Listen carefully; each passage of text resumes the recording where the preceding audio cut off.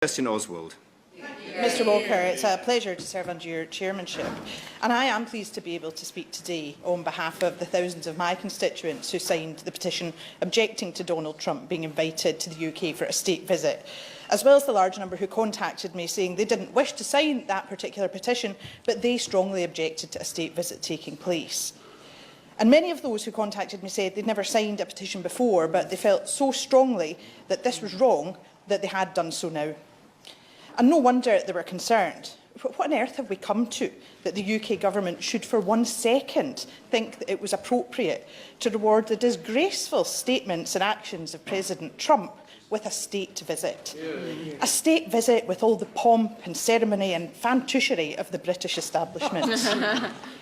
It is hugely depressing to hear those on the Conservative benches who support the state visit yet again today telling us that it's important we engage with President Trump because America is our friend. And so it is.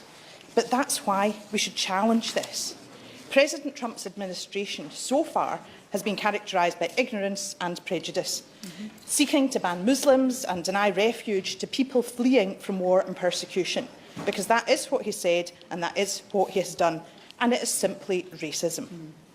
But the Prime Minister has decided that she'll take any friend she can get for her hard Tory Brexit, and to hang with the refugees, to hang with the Muslims, to hang with anyone who's different, to hang with our EU nationals, to hang with women, Mexicans, to hang with people fleeing war and terror, because that is what this plan for a state visit says. And let's not kid ourselves. This UK government, with its ever-reducing plans to help child refugees, has knowingly and deliberately couried into this Islamophobic, misogynistic, dangerously confused, if events in Sweden are anything to go by, leader of the free world. Instead, as one of my constituents said to me, of having the balls to stand up and show some kind of moral backbone.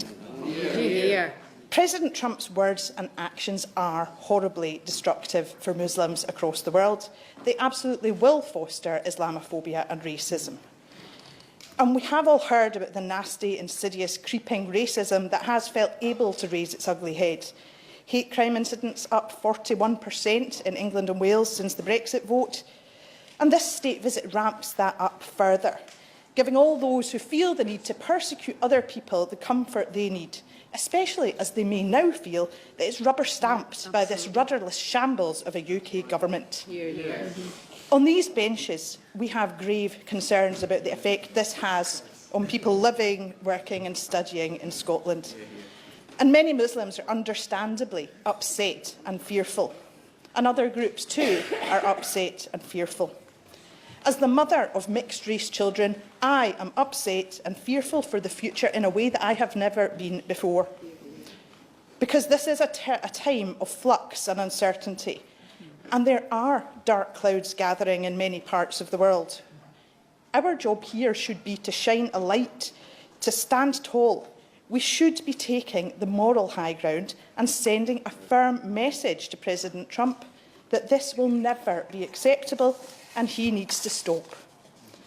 But instead, this UK government has rolled over to have its belly tickled, and shame on all of you involved if you don't rescind this invitation for a state visit now. This will never be in our name.